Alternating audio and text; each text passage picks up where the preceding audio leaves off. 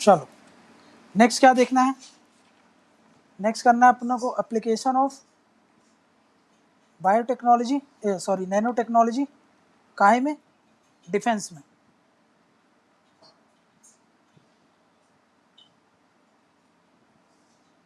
ठीक, डिफेंस में कैसे यूज होता है, देखो देखो हम एक बोलते हैं जिसको मैं एक टर्म यूज कर रहा हूं, नैनो कंपोजिट।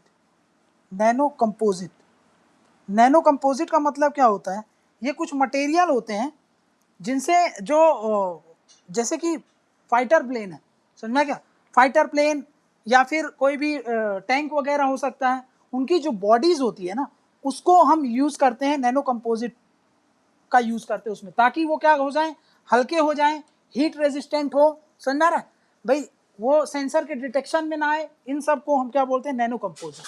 कंपोजिट मतलब ऐसे कुछ मटेरियल्स होते हैं, मटेरियल्स जिसका यूज करते हैं हम काहे में, use in fighter jet, fighter jet, ठीक, टैंक्स, ठीक है ना। क्यों यूज करते हैं, क्योंकि इससे क्या होगा, for heat resistant, heat resistant हो जाते हैं, लाइट वेट हो जाता है, उनका वजन कम हो जाता है, ठीक है ना, तो उसमें हम यूज करते हैं इन सब चीज़ों को, ठीक है। नेक्स्ट क्या बोल रहा हूं मैं, और कहाँ यूज होता है ये, एक चीज मैं ये बोल रहा हूँ, इंटेलिजेंस गैदरिंग में यूज कर सकते हैं। सोचो नैनो, नैनो टेक्नोलॉजी है, मतलब बहुत छोटी चीज है, कैमरा से पकड़ पाओगे, नहीं पकड़ पाएंगे, सेंसर से सेंसर में डिटेक्ट हो पाएंगे, नहीं हो पाएंगे, इसलिए इंटेलिजेंस गैदरिंग में इसका यूज किया जाता है, ठीक है ना, इसका पोटेंशियल है यूज करने में, ठीक है ना, use in intelligence gathering.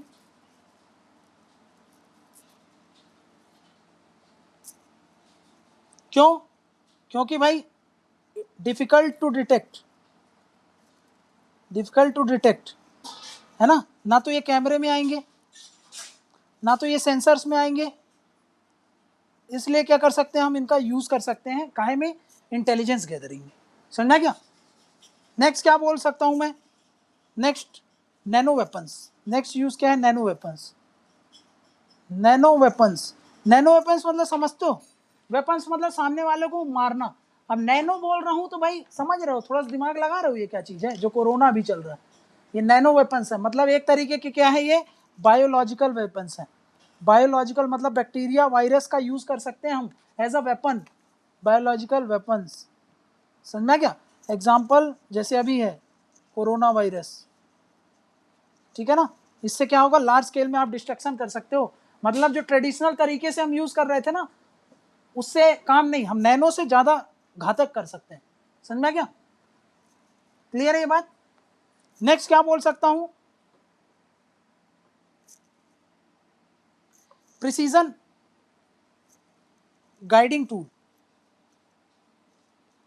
Precision मतलब समझ गया ना, एकदम एक्यूरेसी से अगर आपको कोई चीज को काम करना है तो उसमें ये क्या कर सकते हैं, गाइड कर सकते हैं। मान लो आपको टारगेटिंग हिट करते हैं, जैसे स्नाइपर्स वगैरह लोग यूज करते हैं, तो उसमें प्रिसीजन बहुत होती है ना, तो हम क्या कर सकते हैं, इन नैनो टेक्नोलॉजी का प्रिसीजन में यूज कर सकते हैं, उनको एज अ गाइड यूज कर सकते हैं, ताकि वो कर सकते हैं, वो इफेक्टिव डिलीवर कर सकते हैं जिस चीज के लिए हम उनको चाह रहे हैं, समझना क्या। तो भाई यहाँ पर इसका एप्लीकेशन है कि नहीं, डिफेंस सेक्टर में बिल्कुल है, ठीक है ना। इनफैक्ट इस पर तो बहुत तेजी से काम चल रहा है, इस पर सबसे ज्यादा फोकस कर रहे हैं, कहाँ पर, ये नैनो वेपन्स और इंटेलिजेंस गैदरिंग, क्लियर है, यहाँ पर इसका एप्लीकेशन होता है, ये बात याद रखना, क्लियर है, ठीक।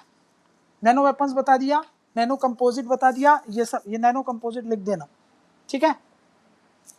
नेक्स्ट बढ़े, नेक्स्ट देखते हैं कहाँ पर नैनो टेक्नोलॉजी का एप्लीकेशन काहे में देखते हैं, अब अपन देखते हैं एग्रीकल्चर में, एग्रीकल्चर में, ठीक है,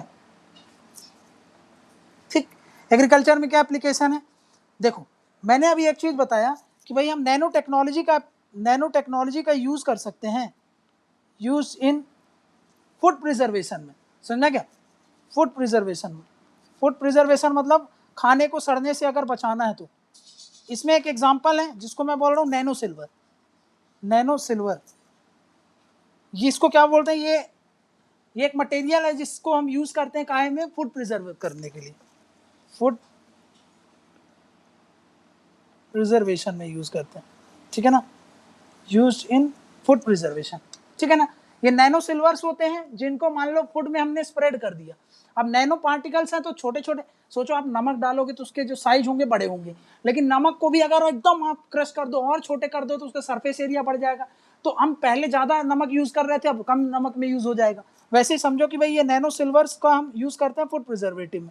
पहले बहुत ज़्यादा नैनो सिल्वर्स यूज़ कर पा रहे थे, अब थोड़े से में भी कम यूज़ करेंगे। समझा क्या? नैनो सिल्वर क्या करता है, नैनो सिल्वर के जो ओडोर होता है ना, ओडोर कॉजिंग बैक्टीरिया, जो बैक्टीरिया जिसके कारण गंध आती है, वो सब कॉजिंग बैक्टीरिया, वो सबको ये कंट्रोल करता है। समझना क्या? उसके अलावा ये सेल्फ लाइफ इंक्रीज करता है, self life of food products इसको भी इंक्रीज कर देता है। ठीक, सेल्फ लाइफ मतलब पहले 2 दिन में सड़ जाता था तो अब 10-15 दिन चल जाएगा। क्लियर है? ठीक,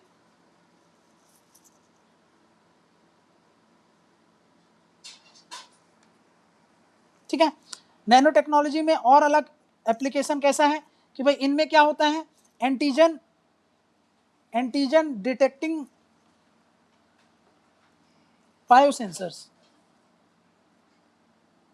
देखो बायोसेंसर्स मतलब कुछ मान लो अपन ने कुछ ऐसी चीज वहां पर डिलीवर कर दी जो कि क्या करेगा, वो बायोसेंसर की तरह काम करेगा। बायोसेंसर मतलब कोई भी मान लो उस खाद्य खाने वाली चीजों में बैक्टीरिया है, वायरस है, तो उस चीज को ये क्या कर लेगा, डिटेक्ट कर लेगा। कैसे डिटेक्ट कर लेगा भाई, वो जो बैक्टीरिया वायरस होंगे वो क्या कंटेन करते हैं, एंटीजन कंटेन करता है। एंटीजन कंटेन करेगा तो उस एंटीजन को कौन पहचान लेगा, वो एंटीजन हमारी बॉडी के लिए नुकसान कर सकते हैं अगर हम उनको कंज्यूम कर लिए, उसको डिटेक्ट कौन कर लेगा, बायोसेंसर कर लेगा। बायोसेंसर जब उनको डिटेक्ट कर लेगा तो वो हम यूज कर सकते हैं ना, अपना नैनो टेक्नोलॉजी को डिटेक्ट कर लिया तो हम उसको खत्म भी कर सकते हैं, हम खराब होने से रोक भी सकते हैं। समझना क्या?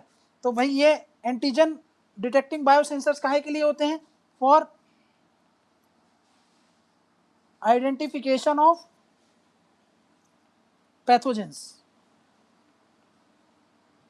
जैसे कि बैक्टीरिया, पैरासाइट, ठीक है ना। क्योंकि ये इनको हम क्यों डिटेक्ट करते हैं, क्योंकि एंटीजन प्रोड्यूस करते हैं और हम एक्चुअली उन एंटीजेंस को डिटेक्ट करते हैं, इसलिए हम क्या कर ले रहे हैं, उनको क्या कर देते हैं। अब जब हमको बायोसेंसर से हमने डिटेक्ट कर लिया तो हमने यूज कर लिया नैनो सिल्वर यूज कर लिया, तो भाई ये जाकर के ये जो बैक्टीरिया वायरस है इनको कंट्रोल कर लेगा और जो सेल्फ लाइफ है उसको इंक्रीज कर देगा। समझना क्या? तो भाई ये याद रखना, डिटेक्ट करने के लिए बायोसेंसर और उसको फिर सही करने के लिए नैनो सिल्वर यूज कर रहे हैं, ठीक है ना। क्लियर है ये नैनो सिल्वर का कैसे यूज करते हैं हम फूड प्रिजर्वेशन में? क्लियर है? नेक्स्ट आते हैं। नेक्स्ट क्या बोल रहा हूं मैं, नेक्स्ट बोल रहा हूं मैं बायो इंडिकेटर्स।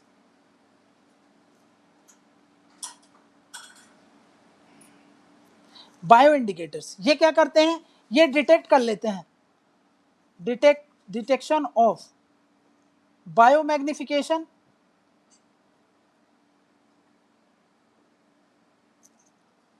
ठीक है ना।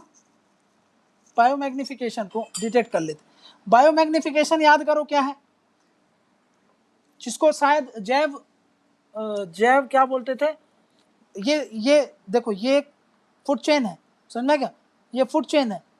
फूड चेन में जब पोल्यूटेंट एंटर करता है, समझ में आ गया, तो उसको बोलते हैं बायो एक्यूमुलेशन। बायो एक्यूमुलेशन, समझना क्या? ये फूड चेन है, मान लो कि भाई ये है तुम्हारा ग्रास है, ठीक है ना। ग्रास में ये एक पोल्यूटेंट था, पोल्यूटेंट ये क्या कर दिया, एंटर कर लिया, ठीक है ना। अब ग्रास ना लेकर के इसको स्पिनेक लो जो हम कंज्यूम कर रहे हैं, ठीक है ना, हम इसको कंज्यूम कर रहे हैं। अब क्या होगा, ये पोल्यूटेंट पहली बार जब एंटर करता है तो उसको क्या बोलते हैं, बायो एक्यूमुलेशन। लेकिन अब इसको इंसान भी तो कंज्यूम करेगा, ठीक है ना। तो ये जो पोल्यूटेंट इसमें आया था, पहली बार आया तो वो क्या हुआ, बायो एक्यूमुलेशन। फिर ये हमारी बॉडी में आ गया तो ये क्या हो गया, बायो मैग्निफिकेशन। समझना क्या? अब सोचो ये तो एक स्पिनेक था, हम एक स्पिनेक खाएंगे क्या, नहीं, हम बहुत सारे स्पिनेक खाएंगे। तो ऐसे करके मान लो हमने 3 स्पिनेक खाया तो हमारे यहाँ एक नहीं 3 पॉल्यूटेंट आए बॉडी के अंदर, तो ये क्या हो गया, मैग्नीफाई होता रहता है। जितना ज़्यादा आप कंज्यूम करोगे उतना ज़्यादा मैग्नीफाई होता है, इसको बोलते हैं बायो मैग्निफिकेशन। और बायो इंडिकेटर क्या करेगा, अर्ली स्टेज पर इसको क्या कर लेगा, डिटेक्ट कर लेगा। समझा क्या? ठीक है ना, इसको डिटेक्ट कर लेगा बायो एक्यूमुलेशन और बायो मैग्निफिकेशन का, ठीक है ना। ये कहाँ, ये क्या हो सकते हैं पॉल्यूटेंट, ये पॉल्यूटेंट हो सकते हैं कहीं से भी, वो पेस्टिसाइड से आ सकते हैं, वो फर्टिलाइजर्स से आ सकते हैं, लेकिन वो क्या है पॉल्यूटेंट्स, हमारी बॉडी के लिए नुकसान करते हैं, इसलिए हम उनको क्या बोल रहे हैं बायो, जो पॉल्यूटेंट है जो क्या करते हैं बायो एक्यूमुलेशन और बायो मैग्निफिकेशन। इसका हम क्या कर सकते हैं बायो इंडिकेटर के थ्रू डिटेक्ट कर सकते हैं अर्ली स्टेज में, समझा क्या, ठीक है ना। अब डिटेक्ट कर लेंगे तो ये बायो इंडिकेटर से डिटेक्ट कर लिया तो भाई हम इससे अपनी सॉइल की हेल्थ को भी तो सही कर सकते हैं कि नहीं कर सकते। बायो इंडिकेटर यूज किए जाते काहे में, use in soil health management. जैसे कि मान लो तुम्हारे खेत में अब मिट्टी की क्या कंडीशन है ये मेरे को पता करना है, तो मैं बायो इंडिकेटर का यूज़ करूंगा, बायो इंडिकेटर का देखूंगा कि भाई आपकी मिट्टी में कितना ज़्यादा पॉल्यूटेंट्स हैं, अगर पॉल्यूटेंट्स हैं तो फिर हम उसके हिसाब से उसका रेमेडी देखेंगे, लेकिन पहले डिटेक्ट तो कर लें उसको। हाँ डिटेक्ट कर लिया हम लोगों ने, जब डिटेक्ट कर लिया तो उससे हमको पता चल जाएगा कि भाई इस मिट्टी में इतने पॉल्यूटेंट्स हैं, इन पॉल्यूटेंट्स को हमको इतना सही करना है, समझ में क्या।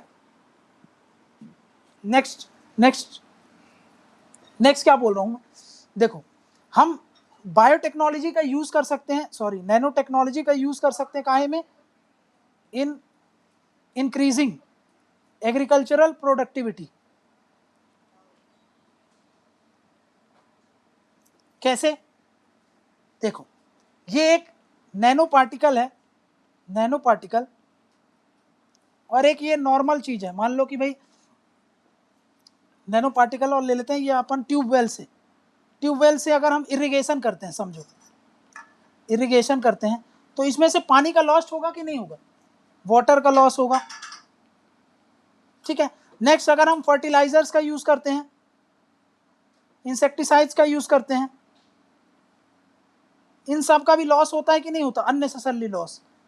हम वहीं पर थोड़ी देते हैं भाई जड़ में सीधे जा करके डाल रहे हैं, इसमें तो बहुत सारा लॉस होता है। अब मान लो नैनो पार्टिकल है, एक पार्टिकल है जिसके आसपास मान लो कि भाई मॉइस्चर है ये, ठीक है, इसके आसपास मॉइस्चर है, वहीं पर दूसरा नैनो पार्टिकल ले लेते हैं जिसके आसपास क्या है फर्टिलाइजर पेस्टिसाइड जो भी आपको लगाना है वो है, ठीक है ना। ये सब नैनो पार्टिकल बहुत छोटे छोटे, इसको हमने प्लांट पर जब रिलीज कर दिया, ठीक है ना, ये प्लांट पर रहेगा तो ये धीरे धीरे करके स्लो रिलीज करेगा कि नहीं करेगा।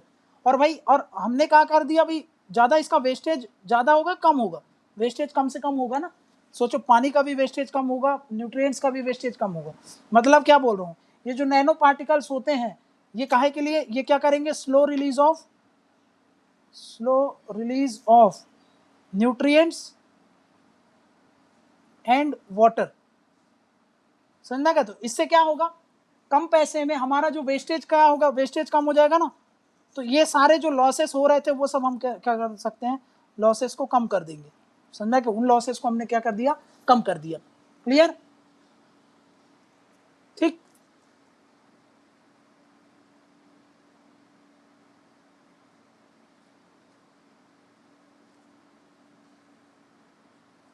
ठीक है, इसी का एक एग्जांपल होता है जैसे फर्टिलाइजर का मैंने बताया था ना, देखो अभी क्या होता है, हम क्या करते हैं पेस्टिसाइड यूज करते हैं, पेस्टिसाइड्स, ठीक, पेस्टिसाइड अभी यूज करते हैं, यूज इन एग्रीकल्चर, ठीक है ना।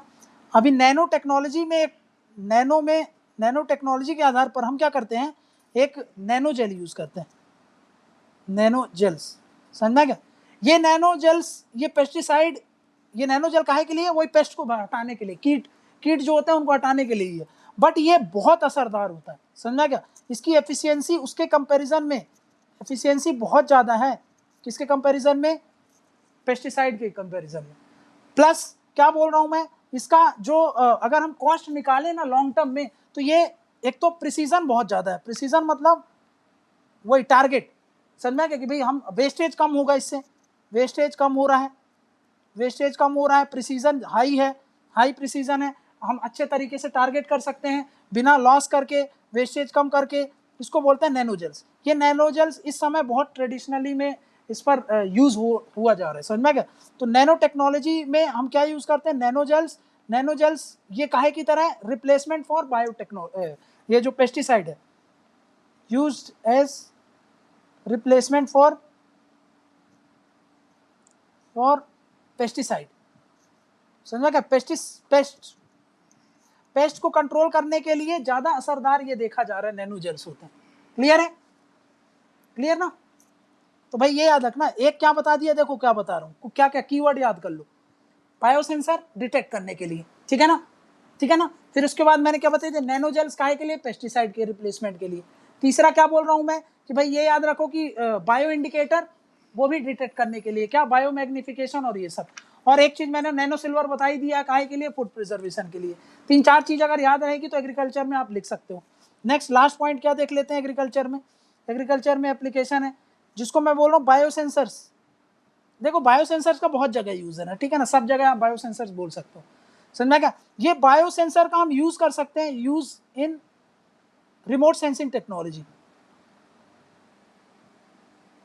रिमोट सेंसिंग टेक्नोलॉजी, जैसे कि मान लो कि पता करना है कि भाई रिमोट सेंसिंग का कैसे यूज करेंगे। मान लो एक जगह कहीं पर एक खेत में काम हो रहा है, ठीक है ना, अब हमको पता करना है कि भाई उस समय मतलब उस खेत में क्या डिसीज फैला हुआ है। जैसे कि बोलते हैं ना कि भाई जैसे टिड्डों का हमला हो गया, ठीक है ना, या फिर कोई डिसीज का अटैक हो गया, किसी पेस्ट का अटैक हो गया।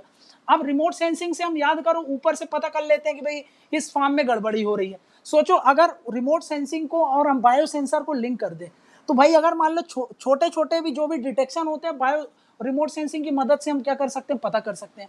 पता कर सकते हैं तो फिर उस हिसाब से हम हमारी जो भी फार्मिंग एक्टिविटीज है उसको हम आगे कैरी कर सकते हैं। समझना क्या? मान लो कि भाई आग लग गई है, ठीक है ना, आग लग गई है खेत में, रिमोट सेंसिंग से तो हम पता कर लेते हैं ऊपर से फोटो ले करके कि भाई हाँ ऐसा होगा। समझना क्या? मान लो डिसीज है तो डिसीज पता नहीं चलता ना कि भाई डिसीज है, तो फिर वो ढंग से पता नहीं चलेगा रिमोट सेंसिंग से।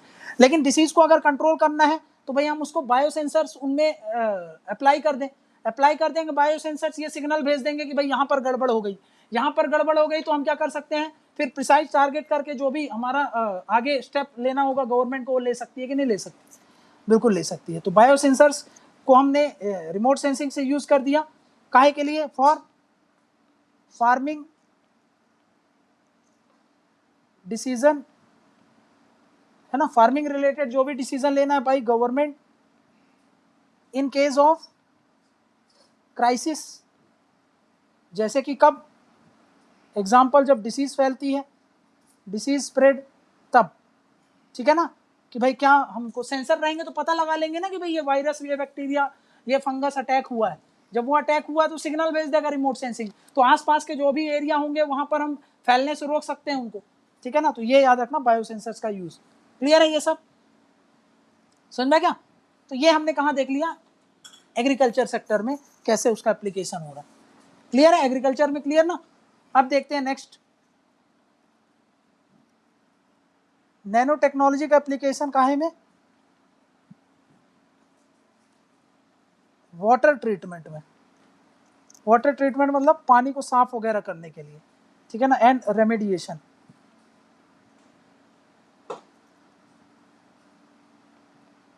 ठीक है ना, कैसे, देखो नैनो मेम्ब्रेन का यूज करते हैं।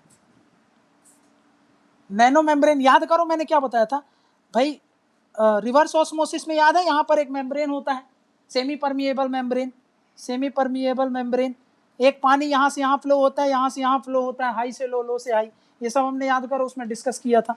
तो वैसे ही हम क्या करते हैं, नैनो मेम्ब्रेन यूज करते हैं बहुत छोटे स्तर पर। समझना क्या? ये नैनो मेम्ब्रेन जो होते हैं ना, वो उससे हम क्या कर सकते हैं, स्क्रीनिंग कर सकते हैं पानी का। मान लो बहुत जो कई सारे जो मिनरल्स होते हैं, बहुत छोटे छोटे मिनरल्स होते हैं, हमारी बॉडी के लिए बहुत हार्मफुल होते हैं।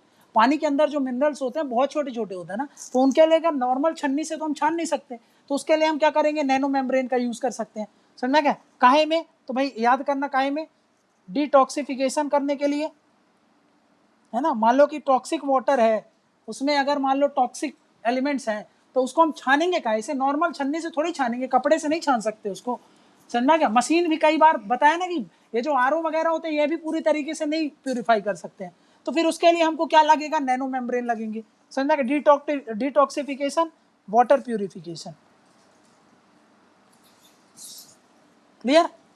या फिर जैसे कि अभी आरओ टेक्नोलॉजी यूज हो रही ना, कुछ समय बाद आपको डीसैलिनाइजेशन करने के लिए नैनो मेम्ब्रेन्स का यूज होगा, तो उससे हम पानी, खारा पानी को भी साफ कर देंगे, क्योंकि ये तो छन्नी है ना, नमक यहाँ पर रुक जाएंगे, ये नमक यहाँ पर रुक जाएगा और पानी पास हो जाएगा, पानी पास हो जाएगा इस छन्नी से, तो नमक यहाँ पर रुक गया। नमक तो बहुत बड़ा होगा, सोचो नैनो हम बात कर रहे हैं, नैनो मतलब कितने छोटे लेवल पर बात कर रहे हैं, तो भाई नमक तो इसको पार नहीं कर पाएगा, नमक यहाँ पर रहेगा, यहाँ पे फ्रेश वाटर मिल जाएगा आपको, फ्रेश वाटर, यहाँ पर सॉल्ट वाटर रहेगा, सॉल्ट वाटर, ठीक है ना, पानी निकल जाएगा, वो नहीं निकल पाएगा। तो हम क्या कर रहे हैं, एक तरीके से डीसैलिनाइजेशन कर रहे हैं कि नहीं?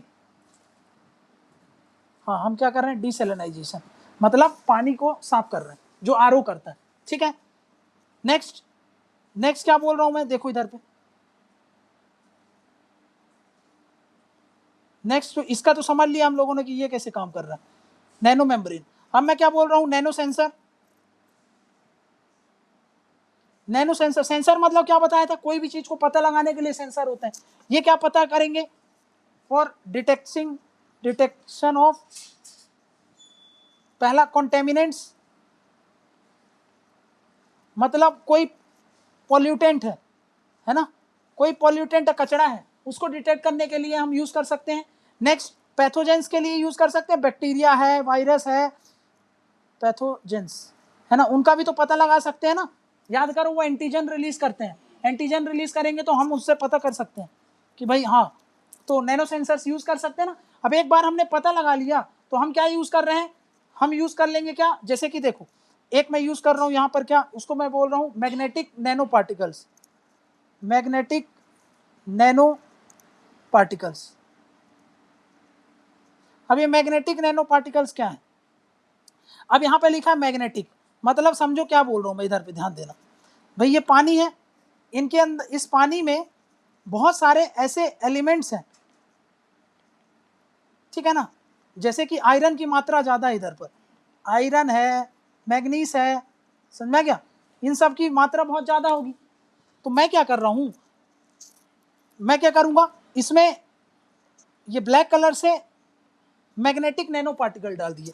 अब मैग्नेटिक नैनो पार्टिकल मतलब, मैग्नेट की क्या प्रॉपर्टी होती है, ये आसपास जो भी मटेरियल होगा उसको अपने पे खींचेगा और अपने पे वो कर लेगा, अपने पे एब्जॉर्ब कर लेगा, इससे क्या होगा, और ये नैनो पार्टिकल एक समय बाद सेटल करवा देंगे हम इनको। तो भाई नीचे चला गया ये जो मैग्नेटिक नैनो पार्टिकल है, और इनके आसपास ये जो कचड़े थे उसमें जमा हो गए, मैग्नेट की तरह रिएक्ट कर लिए, फिर इसको हम छान लेंगे, पानी अपना मिल गया, समझ गया। तो नैनो मैग्नेटिक कैसे काम करते हैं, समझ में गया ना। नेक्स्ट क्या बोल रहा हूं मैं, नैनो जियोलाइट्स। अब देखो ये जियोलाइट क्या होता है, जियोलाइट अपने एनवायरनमेंट में पढ़ा होगा कि भाई ये वाटर प्यूरिफिकेशन के लिए यूज होता है, फॉर वाटर प्यूरिफिकेशन, ठीक है ना, पानी को साफ करने का जियोलाइट की मदद से हम पानी को साफ करते हैं, पर हम ट्रेडिशनल जियोलाइट ना यूज करके नैनो जियोलाइट्स का यूज करेंगे, उससे हम वाटर प्यूरिफाई कर देंगे। तो भाई इन मेथड से हमको तो यही देखने को मिल रहा है कि एक तरफ था पॉल्यूटेड वाटर, और हमने उसका यहाँ पे क्या निकाल लिया, फ्रेश वाटर, काहे का यूज करके, नैनो टेक्नोलॉजी। उसमें बहुत तरीके का देखा था हमने, क्या देख लिया, जो अभी 4 तरीके के हमने पढ़ लिए, उसका मेंशन कर दोगे, आपका एप्लीकेशन वाटर ट्रीटमेंट में हो गया कंप्लीट, क्लियर है। नेक्स्ट देखो, नेक्स्ट क्या बोल रहा हूँ, नेक्स्ट एप्लीकेशन ऑफ बायोटेक्नोलॉजी काहे में,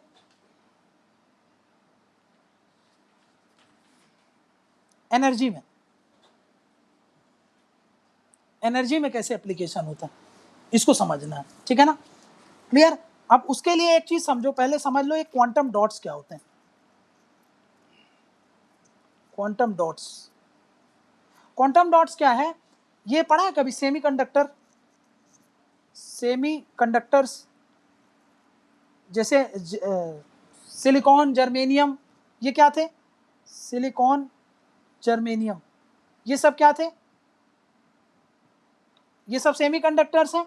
इनका हम यूज याद करो कहाँ करते हैं, यूज इन पीवी सेल में भी यूज करते थे, याद आया, पीवी सेल्स में, है ना, ये सिलिकॉन का यूज करते हैं।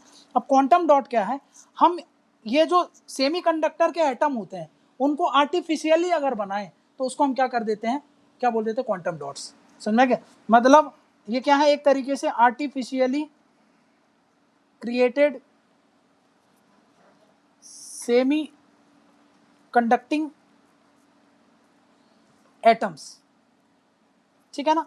अब इनकी एक प्रॉपर्टी होती है कि भाई ये ग्लो करते हैं, इनको हम ग्लो करा सकते हैं डिफरेंट डिफरेंट कलर में, glows in different different colours, ठीक। तो इनका हम यूज कर सकते हैं एलईडी वगैरह में, है ना। तो फिर एलईडी में इसका यूज हो गया, ठीक है ना, यूजेस इन एलईडी। और हो सकता है कुछ दिन में ये एलईडी को भी रिप्लेस कर दे, समझ रहे ना। तो भाई ये याद रखना, एक क्वांटम डॉट्स का एप्लीकेशन है, क्लियर है। अब देखो ये तो समझ लिया हम लोगों ने एप्लीकेशन। अभी इसमें और देखते हैं, और एक ये पहला एप्लीकेशन है, क्वांटम डॉट से हम एलईडी में यूज करते हैं और उसमें यूज करते हैं। क्वांटम डॉट्स क्या है समझ में आया ना, जो नेचुरली सेमीकंडक्टर होते हैं उनको हम आर्टिफिशियली उनके एटम्स बनाए, एटम्स ही बनाएंगे ना, क्योंकि हम नैनो लेवल पे बात कर रहे हैं, इसलिए एटम्स की बात कर रहे हैं, समझ में क्या ना। नेक्स्ट क्या है, नेक्स्ट मैं क्या बोल रहा हूँ, नेक्स्ट बोल रहा हूँ भाई हम इससे कार्बन नैनो ट्यूब्स बना सकते हैं, कार्बन नैनो ट्यूब्स, ठीक। अब देखो समझना क्या बोल रहा हूँ मैं तुमको, देखो ये कार्बन होता है, कार्बन, कार्बन मतलब समझो, देखो कार्बन जैसे कि अपन कार्बन नैनो ट्यूब बोले, जैसे कि मैं ले लेता हूँ ग्रेफाइट ले लेता हूँ, ग्रेफाइट ले लेता हूँ, ठीक है ना। अब ये ग्रेफाइट क्या है, समझो कि ये एक बहुत लंबी एक चादर है, ठीक है ना, बहुत सारी चादर है ये, ठीक। ये एक छोटी छोटी चादर है, पतली पतली चादर है, ठीक है, कार्बन की, ठीक। कार्बन कार्बन कार्बन की बहुत पतली पतली एक चादर है, ऐसे करके बहुत सारी लेयर है चादर। मैं इसकी एक लेयर उठा लूं अगर, सिंगल लेयर, सिंगल लेयर, ठीक है, तो भाई मेरे को एक ऐसी पतली सी एक चादर मिलेगी कि नहीं मिलेगी, सिंगल लेयर है ये। इसमें अगर मैं जोड़ दूं बहुत सारी लेयर, अगर मैं जोड़ दूं इसमें, ठीक है ना, इसमें अगर मैं बहुत सारी लेयर जोड़ दूंगा तो फिर ये क्या हो जाएगा, इधर पे समझो, देखो इसमें मैं दूसरी लेयर जोड़ रहा हूँ, तीसरी लेयर, चौथी लेयर, पांचवी लेयर, छठवीं, तो ये थिकनेस हो जाएगी इसकी, समझ में आ गया। तो ये 3 डायमेंशनल हो गया कि नहीं, 3 डायमेंशनल हो गया, 3D हो गया। सिंगल लेयर ले रहा हूँ तो इसमें कोई आपको हाइट दिख रही है, नहीं दिख रही है, समझ में आ गया। सिर्फ एक चादर, एक पेज है, एक बुक हो गई, बुक समझो, बुक क्या है, एक देखो उसकी थिकनेस होती है ना, बुक मोटी होती है, एक थिकनेस होगी। लेकिन अगर उसका एक पेज बस निकाल लो तुम, एक पेज, तो उसका कोई मोटापा आप बता सकते हो, नहीं बता सकते, तो उसको बोलते हैं सिंगल लेयर। तो ये सिंगल लेयर है, इसको हम क्या बोल देते हैं, ग्रेफीन। ये क्या होता है, ग्रेफीन, ठीक, समझ में क्या, ये सिंगल लेयर ग्रेफीन है। अब ग्रेफीन के ऊपर सेपरेट एक लेक्चर आएगा, लेकिन अभी मैं क्या बोल रहा हूँ, ये ग्रेफीन काहे में यूज होता है, ये बेस्ट कंडक्ट, आज तक जो भी चीज हम जानते हैं ना, जितने भी एलिमेंट है, मेटल नॉन मेटल सब कुछ मिला लो आप, तो बेस्ट कंडक्टर ऑफ हीट कौन होता है, ग्रेफीन होता है। बेस्ट कंडक्टर ऑफ इलेक्ट्रिसिटी कौन है, यही है, ग्रेफीन है, समझ क्या। मतलब हीट को सबसे अच्छी तरीके से ट्रांसफर कौन कर सकता है, ग्रेफीन यूज कर सकता है हीट, और उसको इलेक्ट्रिसिटी को ट्रांसफर सबसे अच्छे तरीके से कौन कर सकता है, ग्रेफीन कर सकता है। मतलब ये क्या है, best conductor, best conductor of heat and electricity. तो हम क्या करेंगे, इसको निकाल लिया, एक शीट निकाल लिया हम लोगों ने, ग्रेफाइट की सिंगल सीट को ग्रेफीन बोलते हैं, याद रखना, और 2D हो गई ये। तो इस सीट को अब क्या करेंगे, हम मोड़ देंगे, इसको मोड़ देंगे तो भाई एक ट्यूब मिल जाएगा हमको, है ना, ये ट्यूब है, इसको हम क्या बोल देते हैं, कार्बन नैनो ट्यूब। नैनो क्यों बोल रहे हैं, सोचो, ये सब एक लेयर जो होगी ना, ये सिंगल लेयर जो हम निकाल रहे हैं यहां से, भाई वो बहुत पतली लेयर होगी, बहुत थिन होगी, और ये स्ट्रॉन्गेस्ट भी है, स्टील से भी स्ट्रॉन्गेस्ट होता है ग्रेफीन। ये जो हम नैनो ट्यूब बनाएंगे ना, इसकी इलास्टिसिटी तुम अगर कंपेयर करोगे, और टफनेस और हार्डनेस ये सब कंपेयर करोगे, तो ग्रेफीन की ज़्यादा होती है एज कंपेयर टू स्टील, समझा क्या। तो भाई ये हर चीज़ में सबसे बेस्ट माना जाता है। ये इसको कुछ मटेरियल बोलते हैं, मैं याद नहीं आ रहा एग्जैक्ट, ये बहुत इंपॉर्टेंट मटेरियल, अभी देखेंगे जब ग्रेफीन को क्या क्या प्रॉपर्टी होती है अभी देखेंगे, तो उसमें अपन क्लियर कर लेंगे सब कुछ, ठीक है। बट ये इसका हम यूज़ कर सकते हैं ना, यूज इन, इस कार्बन नैनो ट्यूब्स को हम एनर्जी ट्रांसफर, हीट में हीट ट्रांसफर, इलेक्ट्रिसिटी ट्रांसफर, इन सब में यूज कर सकते हैं कि नहीं कर सकते, समझ में आ गया, इनमें इनका यूज होता है। तो कार्बन नैनो ट्यूब्स का समझ में आ गया ना क्या है कार्बन नैनो ट्यूब्स, ठीक है ना, ये कर सकते हैं। ठीक, इन ट्यूब्स में हम एनर्जी भी स्टोर कर सकते हैं, जैसे हाइड्रोजन स्टोरेज करने के लिए यूज कर सकते हैं, हाइड्रोजन स्टोरेज करने के लिए। ऐसे करके हम बहुत सारे ट्यूब्स बना सकते हैं, नैनो ट्यूब्स, उनमें हम फ्यूल रख सकते हैं कि नहीं रख सकते, जैसे कि हाइड्रोजन हम रख सकते हैं, ठीक है ना, क्लियर है। तो क्वांटम डॉट्स अपन ने देख लिया, उससे क्या बना सकते हैं हम, लाइट एमिटिंग डिवाइस। क्या बोल रहा हूं ध्यान से समझो, क्वांटम डॉट्स, क्वांटम क्यों समझ गए ना, एटॉमिक लेवल पर क्वांटम डॉट से हम क्या बना रहे थे, लाइट एमिटिंग डिवाइसेस, ठीक है, एलईडी में यूज करते हैं। नेक्स्ट क्या बताया मैंने, कार्बन नैनो ट्यूब का, कार्बन नैनो ट्यूब का कहां यूज हो रहा है, इसका यूज हमने कहा इलेक्ट्रिसिटी, हीट, एनर्जी ट्रांसफर, काहे से, एग्जाम्पल बता दोगे, ग्राफीन, एग्जाम्पल ग्राफीन इसका एग्जाम्पल है, ठीक, ठीक है।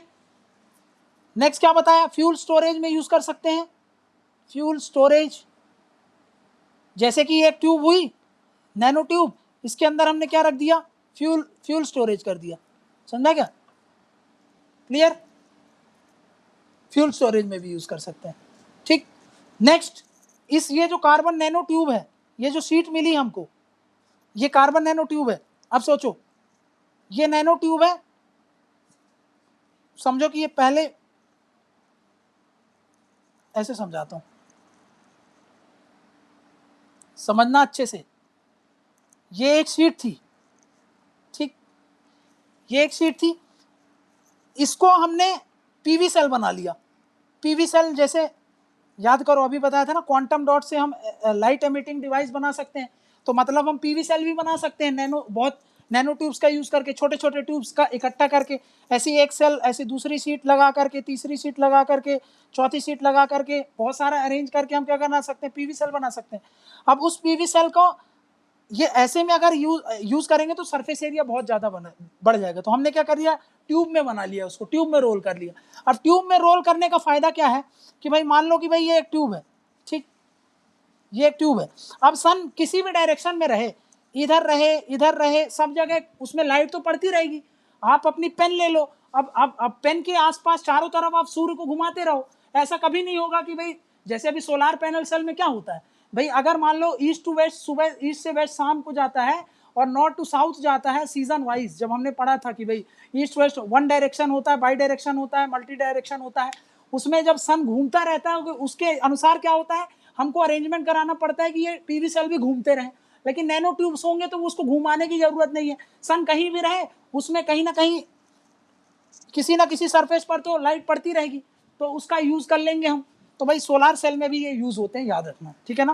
तो एनर्जी में कहाँ पे यूज, एनर्जी में लास्ट में क्या बोला मैंने, यहाँ पर कार्बन नैनो ट्यूब्स हो गया। नेक्स्ट क्या बोल रहा हूं मैं, कहाँ में यूज हो रहा है ये कार्बन नैनो ट्यूब्स, कहाँ यूज होगा, यूज इन काहे में, यहां पर लिखा था ना एनर्जी, मतलब पीवी सेल्स, ठीक है ना। तो एनर्जी वाले में आप एग्जांपल दे दोगे क्या, पीवी सेल्स का, ठीक है, ठीक। नेक्स्ट नेक्स्ट नेक्स्ट नेक्स्ट क्या बोल रहा हूं,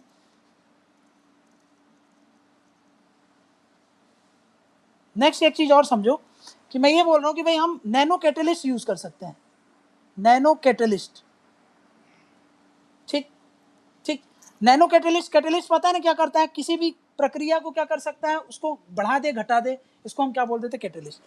फॉर हाइड्रोजनेशन या फिर हाइड्रोजनरेशन बोल दो, हाइड्रोजन जनरेट करना है आप। देखो हाइड्रोजन हम एज अ फ्यूल यूज करते हैं, हाइड्रोजन को हम कैसे निकालते हैं, बहुत सारी प्रोसेस करनी पड़ती है हमको, तब जाकर के हाइड्रोजन हमको मिलता है। और हाइड्रोजन नेचुरली मिलता तो है, लेकिन वो इतना लाइट होता है कि यहाँ नहीं मिलेगा, स्पेस में, यूनिवर्स में अंदर मिलेगा तुमको, क्योंकि भाई ग्रेविटी के कारण क्या हो रहा है, लाइटर चीज ऊपर चली जाती है, उस पर ग्रेविटी उतना काम नहीं कर पाती, इसलिए अर्थ सरफेस पे हमको नहीं मिलता। और अगर हमको हाइड्रोजन फ्यूल चाहिए तो हमको कुछ केमिकल प्रोसेस करनी पड़ती है, समझा क्या। लेकिन अगर हम नैनो कैटलिस्ट का यूज करें तो उस केमिकल प्रोसेस को हम जल्दी कर देंगे, तो हमको हाइड्रोजन जो फ्यूल है वो जल्दी से मिल जाएगा। तो यही बोल रहा है कि हाइड्रोजन फ्यूल हम यूज कर सकते हैं हाइड्रोजन जनरेशन में, और हाइड्रोजन को हम क्या यूज करते हैं, यूज एज फ्यूल, फ्यूल की तरह यूज करते हैं। अब फ्यूल की तरह यूज़ करते हैं तो इसको हम याद करो काहे में यूज़ कर सकते हैं, एनर्जी में यूज़ कर सकते हैं, ठीक है ना। तो बस एनर्जी वाला एंगल आ गया कि नहीं आ गया, तो हाँ भाई एनर्जी में यूज़ होता है, ये हमको पता है, ठीक है। क्लियर है ये बात। नेक्स्ट बढ़े। नेक्स्ट क्या बोल रहा था मैं, एप्लीकेशन ऑफ नैनो टेक्नोलॉजी काहे में, इलेक्ट्रॉनिक्स, इलेक्ट्रॉनिक्स एंड कंप्यूटिंग, ठीक। तो इसमें तुम बता सकते हो कि भाई नैनो इलेक्ट्रॉनिक्स में यूज़ होता है, ये नैनो इलेक्ट्रॉनिक डिवाइस में, इसमें हम इसका यूज़ करते हैं, ठीक है ना। कैसे यूज़ करते हैं अभी मैंने तुमको क्या बताया, एग्जाम्पल हम क्या करेंगे, ग्राफीन का यूज़ करते हैं, ग्राफीन का यूज़ होता है, ठीक है ना। काहे में, इलेक्ट्रॉनिक मतलब वही इलेक्ट्रिसिटी में अभी बताया ना, बेस्ट कंडक्टर ऑफ इलेक्ट्रिसिटी होता है ग्राफीन, तो उसमें यूज़ होता है। मतलब कौन से प्रिंसिपल का हम एप्लीकेशन करते हैं, क्वांटम डॉट्स अभी बताया, क्वांटम डॉट्स काहे में इसका एप्लीकेशन है, तो भाई इसका एप्लीकेशन काहे में आ गया, याद करो एलईडीज में इसका एप्लीकेशन बताया, तो हाँ एप्लीकेशन हो रहा है ना नैनो टेक्नोलॉजी का, क्वांटम डॉट्स में ग्राफीन का यूज़ हो रहा है इलेक्ट्रिसिटी में, ठीक है। अब देखो नेक्स्ट क्या बोल रहा हूँ, सबसे इंपॉर्टेंट है क्वांटम कंप्यूटिंग, क्वांटम कंप्यूटिंग अभी के क्वांटम कंप्यूटिंग क्या है, ये क्वांटम कंप्यूटिंग मतलब अभी के जो कंप्यूटर्स होते हैं वो काहे पे चलते हैं, बाइनरी सिस्टम है ना, 0101, लेकिन ये क्वांटम कंप्यूटर्स क्या कहलाते हैं, जो कि ये बाइनरी क्या है, मैथमेटिकल फॉर्मूले पे चलता है। क्वांटम कंप्यूटर्स जो होते हैं वो फिजिक्स के अनुसार चलते हैं, समझना क्या मतलब, क्या होते हैं जो नॉर्मल अभी के ट्रेडिशनल कंप्यूटर हैं वो मैथमेटिकल फॉर्मूला के अनुसार पे चलते हैं, मतलब बाइनरी सिस्टम पे चलते हैं, मतलब जिसको बोलते हैं बिट्स के अनुसार चलते हैं। लेकिन जो क्वांटम कंप्यूटर चलते हैं ये काहे पे काम करते हैं, works on physics principle, physics के प्रिंसिपल पे करते हैं, मतलब क्वांटम फिजिक्स पर काम करते हैं, क्वांटम फिजिक्स पर काम करते हैं, समझना क्या, क्वांटम फिजिक्स पर काम करते हैं, ये याद रखना, क्वांटम फिजिक्स पर काम करते हैं, समझा रहा है, मैथमेटिकल पे नहीं करते, इसीलिए इनको बिट्स नहीं बोलते, कहाँ बोलते हैं इनको बोलते हैं क्यूबिट्स, वर्क्स ऑन क्यूबिट्स, समझा क्या मतलब, क्यूबिट्स क्या है कि भाई ये जो भी काम कर रहे हैं, देखो इधर पे क्यूबिट्स क्या है, क्यूबिट्स क्या होता है, देखो मैं समझा दे रहा हूँ तुमको, वैसे तो इसको जब वो कंप्यूटर टेक्नोलॉजी पढ़ेंगे तो उस पर डिटेल में समझेंगे, अभी मैं क्या बोल रहा हूँ, अभी जो ट्रेडिशनल वो है 01011110 ऐसे करके काम करता है, एट अ टाइम या तो 0 होगा या तो 1 होगा, दोनों एक साथ नहीं हो सकते। लेकिन क्वांटम बिट्स क्या करते हैं, क्वांटम क्यूबिट्स में हम क्या करते हैं, 0 1 एक साथ भी हो सकते हैं, ये बात याद रखना, मतलब ये प्रिंसिपल ऑफ सुपर इम्पोजिशन पर काम करता है, समझना क्या, ये works on principle of super imposition पर काम करता है। अब ये सब क्या है अभी जब देखेंगे एडवांस कंप्यूटिंग वाले चैप्टर में तब हमको समझ में आएगा। तो ये क्या करते हैं, सुपर इम्पोजिशन पर काम करते हैं, मतलब 0 1 एक साथ भी हो सकते हैं, समझा क्या। प्लस अभी हम इसको नॉर्मल ट्रेडिशनल कंप्यूटर को स्टोरेज करने के लिए हम काहे का यूज करते हैं, उसका यूज करते हैं हम काहे का, हम यूज़ करते हैं कि भाई जो भी हमारे पास स्टोरेज डिवाइस होते हैं, लेकिन इनका क्वांटम कंप्यूटर में हम स्टोर करने के लिए एटम्स का यूज़ कर सकते हैं, समझना कि सब एटॉमिक पार्टिकल्स का यूज़ करते हैं। स्टोरेज के लिए हम क्या यूज़ कर सकते हैं, स्टोरेज के लिए हम यूज़ कर सकते हैं एटम्स एंड सब एटॉमिक पार्टिकल्स, ठीक है। मैं क्या बोल रहा हूँ, जो ये जो होते हैं दुनिया में सबसे फास्ट अगर कोई कंप्यूटर काम करता है तो वो होता है क्वांटम कंप्यूटर्स, समझ में आ गया। एक एग्जांपल है साइना केयर, मेरे को एग्जैक्ट नहीं पता इसका, आप एक बार सर्च कर लेना इसका स्पेलिंग क्या है, ठीक है ना, शायद नाम भी शायद कुछ गड़बड़ हो सकता है, बट आप गूगल में कर लेना, क्वांटम कंप्यूटर है ये, जो आज तक का वर्ल्ड का सबसे फास्टेस्ट सुपर कंप्यूटर है, उसको एक टास्क दिया जाए और साइना केयर को एक टास्क दिया जाए, ठीक है ना। तो भाई जो साइना केयर, ये जो क्वांटम कंप्यूटर है, ये 200 सेकंड में वो काम कर लेता है, और आज तक का जो वर्ल्ड का सबसे फास्टेस्ट सुपर कंप्यूटर है उसको वही चीज को कंप्लीट करने के लिए 10,000 साल लग जाते हैं, समझना क्या? तो फास्टेस्ट कंप्यूटर है, क्यों? क्योंकि क्यूबिट्स पर काम करता है, फिजिक्स के प्रिंसिपल पर काम करता है, और हर चीज हम स्टोरेज के लिए क्या यूज कर रहे हैं? एटम, सब एटॉमिक पार्टिकल, मतलब क्वांटम फिजिक्स, और क्वांटम फिजिक्स आ गया मतलब नैनो टेक्नोलॉजी का यूज हो रहा है उसमें। समझ में आ गई बात? तो ये क्वांटम कंप्यूटिंग में ये यूज होता है, ये बात याद रखना। क्या है क्वांटम कंप्यूटिंग? आगे जब एडवांस कंप्यूटिंग जो सिलेबस में दिया है उसको पढ़ेंगे तो और अच्छे से क्लियर होगा, बट अभी के लिए याद करो क्वांटम कंप्यूटिंग में भी एप्लीकेशन है नैनो टेक्नोलॉजी का। क्लियर है ये बात? नेक्स्ट आते हैं। ठीक, अब क्या बच गया अपना? Consumer products. कंज्यूमर प्रोडक्ट्स इसमें कैसे एप्लीकेशन होते हैं? देखो, इसका एप्लीकेशन है, application in textile industry. Textile industry कैसे? टेक्सटाइल इंडस्ट्री में आजकल देखा है मार्केट में नए नए कपड़े आते हैं, stain free, dust free, water repellent होगा, धोने का जरूरत नहीं है। समझना क्या? तो जैसे कि क्लोथ्स काहे के आ रहे हैं? क्लोथ्स वो होते हैं डस्ट फ्री होते हैं, उन पे कभी डस्ट नहीं लगता है, ठीक है। फिर स्टेन फ्री, कभी उन पर दाग नहीं लगेंगे, ठीक है ना। ये सब काहे, ये सब क्लोथ्स कैसे बन रहे हैं?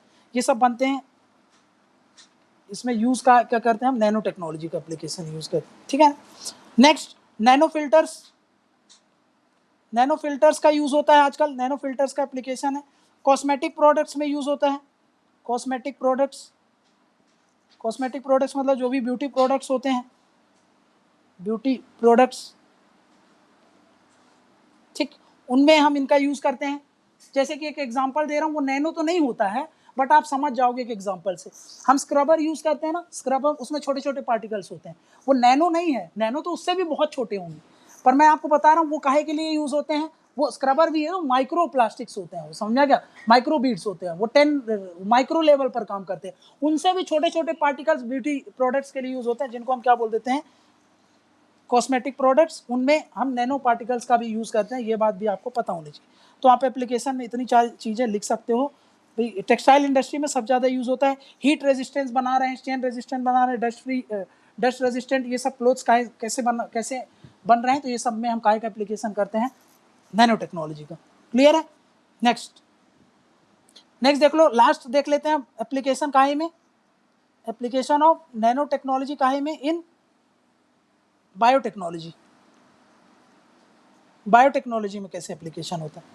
याद करो मैंने क्या बताया था भाई, नैनो टेक्नोलॉजी का मदद करके, यूज करके हम डिटेक्ट कर सकते हैं जो भी अंदर गड़बड़ी चल रही है, जैसे कैंसर सेल अभी बताया था, है ना। डिटेक्शन ऑफ जेनेटिक डिसऑर्डर, अंदर कोई गड़बड़ी चल रही है आपके जीन्स में, उसको भी हम नैनो टेक्नोलॉजी की मदद से हम डिटेक्ट कर सकते हैं। नेक्स्ट क्या बोल रहा हूं मैं?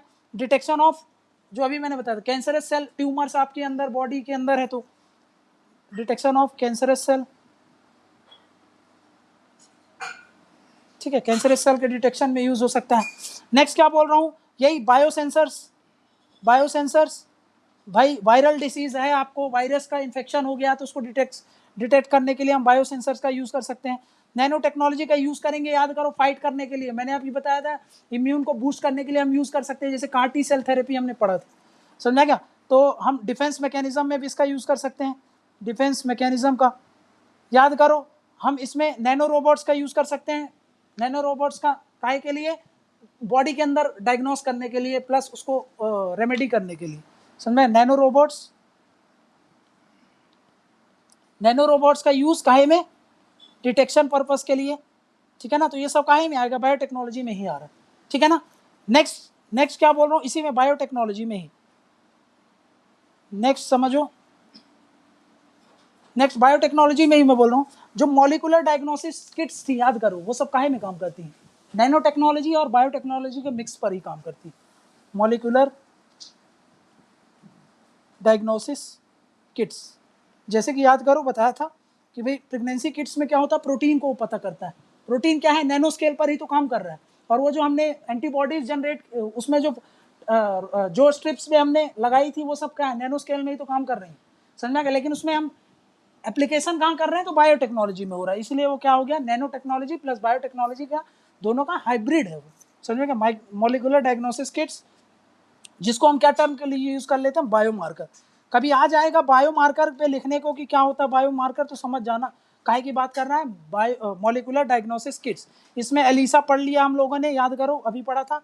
और दूसरा हमने क्या देखा था कि भाई प्रेगनेंसी किट्स जो होती हैं, है ना, वो कैसे काम करती थी, ये सब हमने ऑलरेडी समझ लिया। उसमें क्या यूज़ करते हैं, इनमें हम देखो एक तरफ है बायोटेक्नोलॉजी, बायोटेक्नोलॉजी, और दूसरी तरफ क्या था, नैनो टेक्नोलॉजी।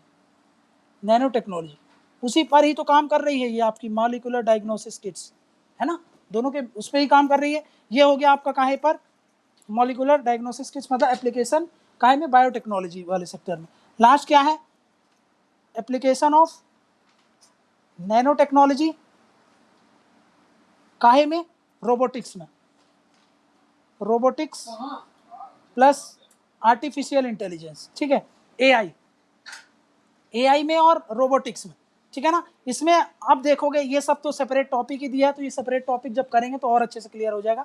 बट याद कर लो अभी के लिए, नैनो रोबोट्स में यूज़ करते हैं कि नहीं यूज़ करते, हाँ नैनो रोबोट्स हम बनाते हैं। नैनो रोबोट्स मतलब मशीन, मशीन है वो एट कहाँ पर, एटॉमिक एंड सब एटॉमिक, नैनो स्केल पर, नैनो स्केल लेवल पर जो मशीन होती है उसको क्या बोल देते हैं हम, नैनो रोबोट्स।